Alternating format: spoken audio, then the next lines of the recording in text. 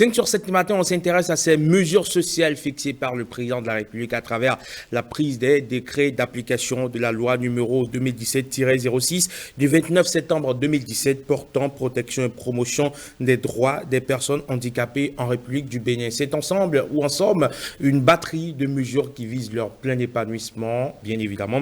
Pour en parler, nous recevons aujourd'hui, ce matin, un invité qui a travaillé 22 ans durant dans les communications. Il est analyste programmeur.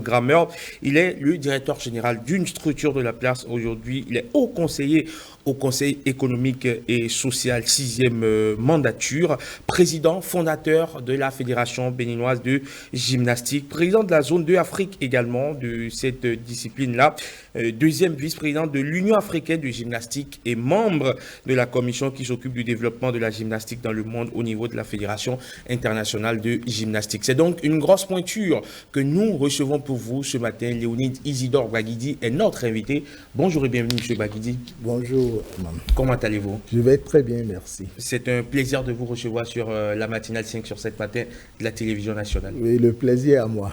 Vous êtes très connu donc de nos téléspectateurs, mais vous venez souvent sur nos plateaux sport. Aujourd'hui, vous nous faites l'honneur d'être sur notre plateau, le plateau de la matinale 5 sur 7 matin de la télévision nationale, et nous vous en remercions pour évoquer justement cette actualité liée à la prise de décret d'application donc de cette loi 2017-06 du 29 septembre 2017. Il s'agit d'une batterie de mesures prises par le chef de l'État. Mais avant d'évoquer quand même, je veux dire, cette question-là qui nous réunit ce matin, je voudrais vous demander de porter un avis général sur l'intégration des personnes en situation de handicap au Bénin, parce qu'on rappelle aux téléspectateurs, vous-même, vous êtes une personne en situation de handicap, vous portez un handicap moteur, mais cela ne vous a pas freiné dans votre élan de, justement, d'aller de l'avant au quotidien.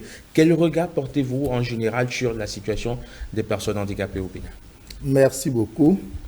Je pense qu'à la date d'aujourd'hui, si on fait la photographie, les personnes handicapées ne se portent pas au mieux. En ce sens que dans le quotidien, en dehors du handicap que nous affrontons, je peux déjà dire qu'une personne handicapée peut naître handicapée comme peut devenir handicapé. Donc même ceux qui sont bien portants aujourd'hui en griffe peuvent se retrouver demain avec un accident deuxième ou bien une AVC ou se retrouver handicapé. Alors, donc je dis, dans notre quotidien, nous sommes confrontés à beaucoup de difficultés qui ne sont pas forcément liées au manque de moyens, mais à l'éducation aussi de la population. Vous vous rendez compte, j'ai vu à l'aéroport de Cotonou, avec les nouvelles installations sur le parking, une place est réservée pour personnes handicapées. D'abord, cette place n'est pas bien à sa bonne position parce qu'on devait veiller à rapprocher la personne handicapée de l'entrée. Mais il y a une réservation. Mais quand vous y allez, c'est les personnes valides qui garent leur véhicule, ou c'est les trolley ou pousse-pousse donc de l'aéroport que les gens partent sur cet endroit-là, à cet endroit. Donc vous voyez que ce n'est pas forcément le manque qui crée le problème, mais il y a aussi nos yeux qui font que nous avons des difficultés. Je vais à l'aéroport, je remercie le président Patrick Talon parce qu'aujourd'hui, quand vous allez à l'aéroport, vous avez une toilette qui est dédiée aux personnes handicapées et qui a été conçue pour aider, pour leur faciliter la tâche. Mais c'est courant de voir que ce sont les personnes qui sont valides qui occupent cette toilette pendant que vous venez. Vous devez encore faire le fil. Donc, vous estimez qu'il y a encore du travail à faire? Il y a encore du travail à faire. Alors, vous, personnellement, est-ce que vous pouvez nous raconter votre histoire? Vous portez un handicap. Est-ce que c'est congénital ou ce sont les coups de la vie qui vous ont rendu ainsi? Et comment est-ce que vous avez pu réussir votre intégration dans la société? Oui, en fait, je suis né normalement. J'ai commencé déjà à marcher, à faire mes premiers pas à 7 mois. Quand j'étais baptisé, j'avais à peu près 8-9 mois, je marchais déjà. Et c'est au cours de ma 3e année, quand j'avais 3 ans et demi, maman dit, bon, il a une fièvre, il va voir papa qui est infirmier et technicien du laboratoire, mais dans le temps, il devait aller soigner d'autres dans les lieux les plus reculés. Et donc, au moment où maman lui l'informait que l'enfant a eu de la température la nuit, lui, il était prêt pour aller soigner d'autres. Il attendait l'arrivée du véhicule, il remet de l'argent, il dit, bon, amenez-le à l'hôpital. Mais avant qu'il ne revienne le soir, tout était déjà gâté parce que le kinimas, et puis après, je ne pouvais plus marcher. On a traîné, on a fait tout ce qu'il faut. J'ai fait 4 ans au Cameroun, à Yaoundé, pour ça. Pour les traitements, je suis allé en Europe et tout, mais rien n'y fit. Rien n'y fit. Et donc, j'ai repris encore, j'ai réappris à ramper. Oui, je rampais pour aller à l'école. À un moment donné, j'ai eu le tricycle, il y a les béquilles, les appareillages qui coûtaient cher. Il y avait Terre des Hommes, merci à eux, qui nous soutenaient, qui soutenaient les enfants. Et après, on dit, bon, passé un certain âge, vous ne pouvez plus. Et puis, des échanges, 200 000, 300 000 chaque année par les parents. C'est pas facile. C'est pas facile, mais moi, j'ai une chance. Ma chance, c'est que mes parents m'ont donné la même chance que mes autres frères et sœurs. Celle de me mettre dans les mêmes conditions et de me permettre d'aller à l'école de la même façon et tout. On ne m'a pas mis en arrière-plan de la maison. On ne m'a pas mis à l'arrière de la maison. À la date où nous parlons, il y a beaucoup d'enfants handicapés que les parents n'osent même pas amener dans leur salon. Parce que le regard des autres, qu'en dira-t-on? Et ça, c'est pire que l'handicap. C'est pire que l'handicap. Et le regard que les autres portent sur la personne handicapée peuvent rendre plus lourd son handicap. Quand vous m'aidez en voyant pas pitié, je ne prends pas. Mais quand vous le faites parce que c'est un ami, ou bien il veut prendre quelque chose qui est plus haut que lui, je l'aide à prendre gentiment, là ça me fait chaud au cœur. Je suis content et ça me permet d'évoluer. Vous imaginez, je suis venu à ce rendez-vous, vous avez vu l'heure à laquelle je suis venu ici. Absolument, très tôt. Si je devais attendre mon chauffeur qui devait être en retard, c'est que je ne serais pas à cette émission. Vous étiez vous-même au volant, il faut le rappeler aux téléspectateurs. Et depuis Arconville à ce lieu. Donc, il y a des freins. Je pouvais avoir la voiture, mais s'il ne peut pas conduire la voiture, le chauffeur peut me mettre en retard. Lui ne connaît pas l'importance de ce que je viens faire ici. Mais moi, je connais son importance. Quand j'ai fait le retour d'études pour faire mon diplôme d'ingénieur et planificateur économiste, j'étais au volant moi-même. Et je devais sortir à 22h, 23h. À 19h, quand bien même je conduisais, j'avais un chauffeur, à 19h, qu'on soit renvoyé la mine. Vous pouvez lui avoir payé son salaire le matin. Il n'est plus content d'être là. Donc, si je ne prenais pas sur moi la responsabilité de prendre le risque, encore que c'est le risque qui paye, d'être au volant moi-même, contre l'avis de mon grand frère au départ, parce qu'il pensait que, bon, dès qu'il prend le véhicule, il doit faire accident. Et comme je suis déjà handicapé, lui, il voulait encore me protéger. Vous voyez, parfois même dans la protection, on crée des dégâts, mais sans savoir. Et lorsque votre enfant à la maison monte sur votre table, qu'est-ce qu'on fait? On le fesse. Bien sûr. Mais le jour où vous avez vu la pluie d'avant-hier, vous êtes parti au boulot, il y a plu, et puis votre chambre est inondée. Si l'enfant ne peut pas monter sur la table, vous allez ramasser un cadavre. En montant sur la table, c'est du sport. Il fait du parcours. Donc, il suffit de lui montrer comment il doit monter sur la table sans tomber. Et vous avez sauvé une vie, même inconsciemment. Vous voyez? Donc, il y a des choses qu'on fait. Parfois, on veut les protéger. Faire les choses pour les personnes handicapées, c'est bien, mais c'est mieux de les associer pour qu'ils s'en approprient. Et ça permet à ces personnes d'abord de connaître ce dont ils peuvent bénéficier, mais aussi de pouvoir l'exiger si vraiment c'est coincé. Donc en cela, franchement, nous devons tirer un chapeau au président de la République. Une seconde. Oui.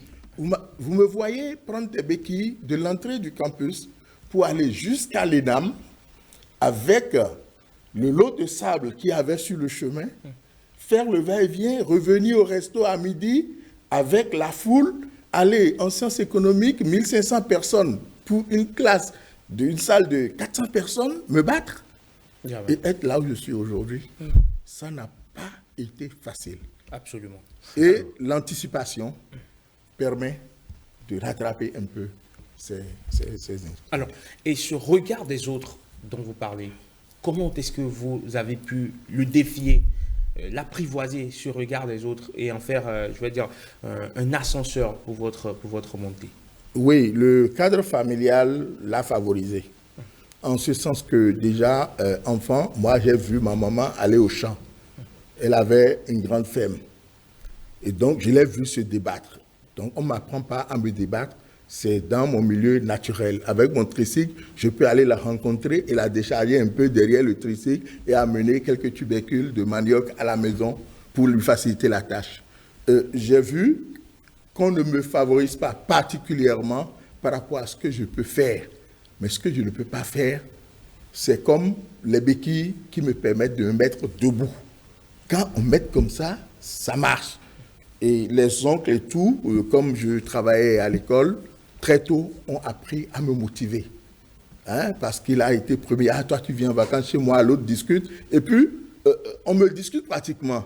Donc, c'est des choses qui m'ont encouragé. J'ai eu des amis à l'école qui ne me voyaient pas, qui ne m'insultaient pas à fond moins, mais qui se plaisaient à bien s'amuser avec moi.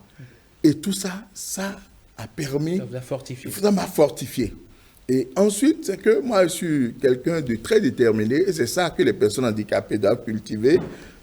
Je ne regarde pas ce que les autres ont comme regard sur moi. J'ai mes objectifs, et si je n'atteins pas les objectifs, c'est que tous les efforts que j'aurais faits en temps sont nuls. Et donc, il fallait se battre. Vous imaginez, si je devais aller au Conseil économique et social parce que les autres doivent me faire plaisir, pendant qu'eux-mêmes veulent la même chose, comment est-ce qu'ils pourront m'avantager? Je remercie au passage tout le mouvement sportif qui m'a fait confiance et m'a élu parmi les 2 représentants du mouvement sportif au Conseil économique et social. Parce que là, ils n'ont pas regardé l'handicap, mais ils ont regardé comment l'individu se bat dans le monde du sport. Et ça, je leur tire chapeau parce que là, ils ont fait un pas de plus. Le gouvernement de Patrice Talon et le président Patrice Talon et tout son gouvernement semblent avoir compris cela depuis plusieurs années et ne font que prendre des mesures pour vous accompagner. Les dernières mesures en date, ce sont les différents décrets. Il s'agit de 5 décrets, 5 différents décrets pour l'application de la loi qui était déjà votée depuis 2017. On peut citer, entre autres mesures, les mesures préférentielles dans les transports en commun et les centres culturels et loisirs. Il y a également les facilités d'accès et la réservation en priorité des places assises. Il y a aussi les mesures d'accompagnement désormais pour les concours et les accès aux emplois publics. Comment est-ce que, dans son ensemble, vous accueillez tout ça? Oui, merci. Je pense que nous devons applaudir le président Patrice Talon. Là, je ne parle pas politique. Je suis une personne handicapée. Et cette décision, pour moi, c'est une révolution dans le paysage des personnes handicapées au Bénin. Je ne sais pas ce qui l'a convaincu à arriver à ce niveau, mais il a poussé le bouchon très loin. Et je pense qu'on lui en sera reconnaissant éternellement. Vous avez vu ces mesures, ça a essayé de balayer un peu le quotidien des personnes handicapées. C'est aller dans tous les secteurs. Quoique, il y a quelques propositions que je peux encore faire après. Tout à fait. Mais franchement, moi, je l'applaudis, personnellement. Lui n'est pas personne handicapée. Vous voyez, et cette bataille, ça fait de très longue date. J'ai l'habitude de dire partout où je passe que je suis un ambassadeur naturel des personnes handicapées. Et je ne cesse de rabattre les oreilles des autorités par rapport à nos problèmes. Et si l'autorité a compris, a été sensible, vous vous rappelez, en début d'année, il avait annoncé qu'il y aura des mesures. Mais très tôt, des gens ont dit, non, bon, c'est politique. Précédemment, il a tenu le 31 décembre, plutôt que de faire un discours à la nation, il a fait une émission avec les personnes en situation de handicap. Certaines personnes, certaines mauvaises langues ont estimé que c'était un coup politique qu'il était en train de tenter. Très bien. Alors, si suite à ça, il y a eu ces décrets, on sera coupable de notre silence. Très bien. Concrètement, qu'est-ce qui va changer? Beaucoup de choses. Prenez les 5 décrets. Chaque décret impacte positivement la vie des personnes handicapées. Je donne un premier exemple. Vous avez vu sur les véhicules neufs, véhicules aménagés pour personnes handicapées. Bien sûr. Mais depuis quelques lois des finances, les lois des finances de quelques années, vous allez voir que les sociétés qui achètent des camions neufs ont les dispenses donc, de paiement de certains frais. Ça, c'est un cas général. Voilà. Vous allez voir que pour les transports en commun, mais ceux qui ont besoin d'être mobiles, qui ont des problèmes de mobilité, on ne pense pas à eux. Aujourd'hui, c'est fait. Il enlève la TVA et la douane. TVA, c'est 18%. La douane, je ne connais pas, ça dépend du montant du véhicule et tout. Et vous imaginez que la douane nous empêche parfois d'acheter nos véhicules neufs. Alors, c'est une facilité énorme. On me dira, toutes les personnes handicapées ne pourront pas acheter de véhicules neufs. Mais déjà, cette mesure leur permet, s'ils peuvent en acheter, d'en acheter et d'en bénéficier. Deuxième chose, vous avez vu les tricycles? Allez demander le prix des tricycles, même des tricycles d'occasion, à Zongo. Vous allez voir le coût. Combien de personnes handicapées peuvent acheter cela facilement? Il enlève les tasses. Nos appareillages, moi je faisais jusqu'à 300 000, 400 000 chaque année. Si je n'ai pas les sous, je fais chaque 2 ans. Dans mon petit salaire de fonctionnaire, vous imaginez l'impact sur moi et sur ma famille? Donc, il y a c'est des impacts directs. Ce n'est pas indirect, c'est direct. Et quand nous avons 6 salles de classe au primaire, et puis on dit non, CM2 a l'habitude de rester à tel endroit, et qu'il n'y a pas d'escalier. Et là où l'enfant est au CE1, il est peut-être le seul handicapé, et là, il y a plusieurs escaliers. Pourquoi ne pas permettre? Le problème doit aller au-delà des décrets. Moi, j'allais à l'examen, on m'a mis sur étage, alors que les personnes qui sont valides sont au rez. On aborde en même temps ce que vous préconisez pour optimiser toutes ces mesures-là. Oui, déjà, c'est la mise en application. Je vous ai donné l'exemple de l'aéroport où il y a un parking, où il y a une place réservée, mais c'est des personnes valides qui viennent garer là. Ça veut dire qu'ils empêchent la facilité que le gouvernement a bien voulu faire aux réels bénéficiaires. Donc, nous devons faire en sorte que l'application soit totale. Je m'adresse aux personnes handicapées, je m'adresse aux associations des personnes handicapées, je m'adresse aux institutions qui se battent pour que les personnes handicapées puissent avoir un mieux vivre. Je m'adresse au ministère qui s'occupe des personnes handicapées. Vous allez voir depuis quelques années qu'on sent que ce ministère a des objectifs à atteindre.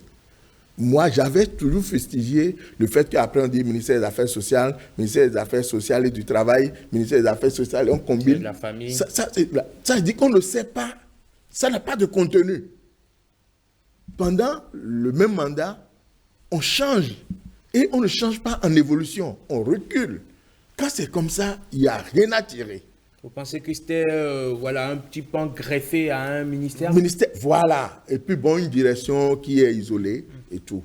Donc vous voyez, mais on sent, même si moi je n'ai pas bénéficié directement, je sens qu'il y a des gens qui bénéficient de quelques actions donc, de ce ministère, mais je sens que dans le fond, il y a une vision. Est-ce que dans le monde du sport, puisque vous y êtes aussi très actif d'ailleurs, vous pensez que quelque chose peut changer aussi? Oui, beaucoup de choses ont changé. Vous avez vu les subventions des fédérations. Je n'applaudis pas pour dire je suis déjà au mieux, mais quand même, quitter 10 millions pour 20 millions, quitter 30 millions pour 50 millions pour d'autres et tout, même si ce n'est pas ma fédération qui a 100 millions, je dois déjà applaudir parce que les besoins de ma fédération sont aussi les besoins des autres fédérations. Beaucoup de choses ont été faites. Regardez les 22 stades de football. Il y a d'autres actions. Le palais des sports est en réflexion. Il y a un projet pour le hall des arts. c'est beaucoup d'argent. Et nous attendons un gymnase qui doit pousser au niveau du hall des arts pour pouvoir impacter ceux qui sont passionnés de la gymnastique. Ces récentes mesures auront-elles aussi des impacts? Bien sûr, parce qu'au niveau donc, du sport, nous devons faire l'intégration des personnes handicapées. Il y a déjà le handisport, donc le comité paralympique, mais au niveau de la gymnastique, il y a la gymnastique pour les personnes handicapées. Vous voyez? Et ces mesures favorisent. Mais si l'handicapé ne peut pas se déplacer pour venir, il y a un problème. S'il n'a pas son tricycle, s'il n'a pas son appareil, s'il n'a pas ci, s'il n'a pas ça. Donc, quand vous parcourez les différentes mesures, je pense qu'il a balayé large. Et nous ne devons que le remercier chaque jour que Dieu fait. Et nous, si le gouvernement sort de tels décrets et que nous, on est incapable de nous battre pour que ce soit mis en application, le temps sera à qui? Nous devons aider le gouvernement. Si le gouvernement a eu le courage, je dirais l'audace, de pousser jusqu'à ce point, nous devons prendre le relais et aider le gouvernement à aller plus loin pour que ça soit appliqué. Regardez au niveau politique. Le médiateur de la République a eu l'idée géniale de demander aux partis politiques, lors des dernières élections, de positionner les personnes handicapées qui méritent, je vais dire, parce que je ne suis pas d'accord qu'on pousse pour pousser. Mais ceux qui se battent, de leur donner une situation de faveur. Quel est le parti qui l'a appliqué parmi les partis qui étaient aux législatives? Aucun. Je suis dans un parti, je me bats pour être présent. Mais quel est le parti? Et nous discutons les mêmes choses. Les responsables aussi veulent les mêmes places. Donc, il faut une action forte. Il faut une volonté politique pour que les lignes bougent, tel que le président de la République a pris le leadership pour que ça se passe avec les femmes. Il faut bouger les lignes. Mais écoutez, j'ai tout le temps payé mes impôts. En tant que salarié, et aujourd'hui je suis promoteur d'une entreprise, je paye mes impôts. Mais je devais être pris en charge. Mais aujourd'hui, moi, je contribue.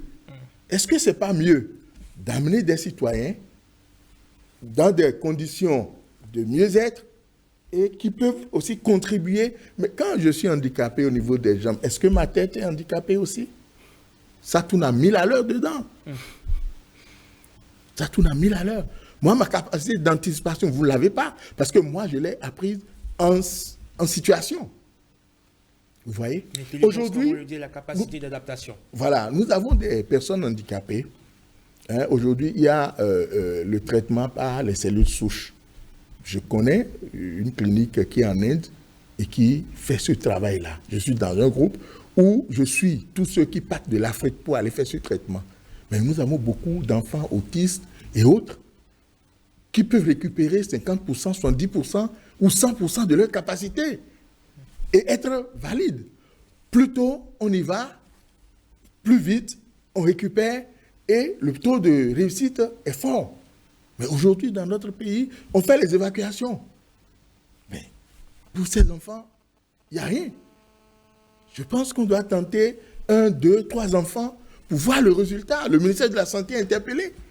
Il doit faire ces propositions-là pour que ces cliniques-ci doivent avoir un partenariat avec l'État pour pouvoir booster. Parce que ça permet de donner un mieux-être à nos citoyens. Très bien. Vous faites bien donc justement de commencer par faire des propositions parce que c'est justement la dernière partie de nos échanges. Que préconisez-vous pour, comme Marcel l'a dit, optimiser davantage ces décrets d'application? On peut dire que le chef de l'État a déjà joué sa partition en prenant ces décrets d'application parce que c'est ce qui est de son ressort. C'est une loi qui date de 2017 et donc les décrets d'application sont clairement définis à présent. Il reste que ceux qui doivent appliquer justement ces décrets-là se mettent à l'œuvre. Et qu'il y ait un suivi réel. Qu'il y ait un suivi réel, que les personnes en situation de handicap aussi puissent savoir que ces décrets-là existent et qu'ils doivent pouvoir revendiquer. Merci à vous. Je crois que c'est le lieu de m'adresser aux différentes autorités qui sont dans les ministères et autres. Le président a montré le chemin. Ce n'est pas lui qui exécute. Je crois qui doivent avoir l'amabilité d'aider à l'application réelle de ces décrets-là. Et si cela se fait, d'ici quelques années, l'impact sera très fort. Même si vous êtes mon grand frère et que vous êtes obligé de me donner 50 000 tous les mois et qu'à un moment donné, je dis, mon grand frère, merci, vous êtes gentil. Maintenant, moi, j'arrive à me faire 200 000 tous les mois. Donc, les 50 000, vous pouvez régler d'autres problèmes avec. Vous serez content, je pense. Si je peux travailler et contribuer à l'économie nationale, vous serez content aussi. Au lieu d'être une charge, si je suis aussi un apporteur dans la cagnotte commune, ça va être intéressant. Donc, je demande à tous ceux qui sont aux différentes positions au niveau des ministères et autres de faciliter cette application-là. Regardez, moi, je suis handicapé, j'ai intégré l'OPT, devenu Bénin Télécom. Mais au moment des réformes où la maison voulait être fermée, bon, on m'a licencié. 22 ans de service. Ingénieur planificateur, analyste programmeur, 22 ans.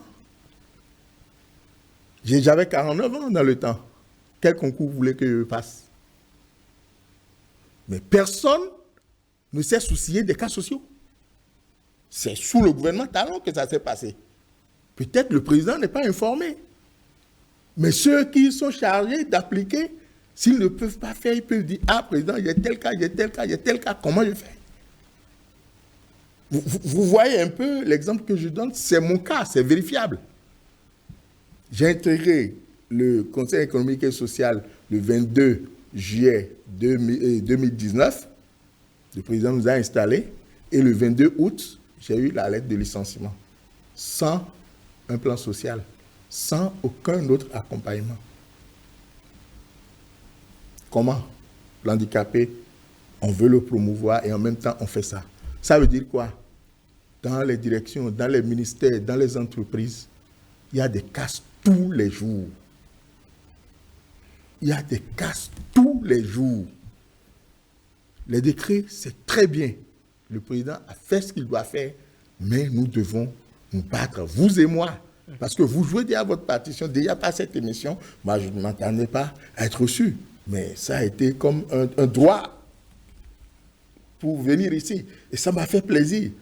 Vous voyez? Donc, vous jouez déjà votre partition. Donc, vous et vos collègues, vous avez aussi à nous aider pour que nous puissions faire cette bataille-là.